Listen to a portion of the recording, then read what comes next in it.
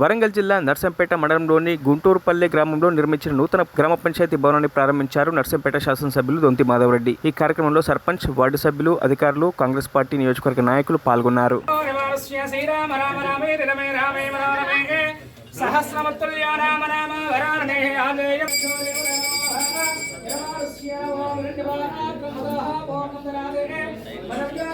రామచంద్ర స్వాముల వారికి దీర్ఘాయుష్మాన్ భవ సంపూర్ణ ధర్మపత్న్య.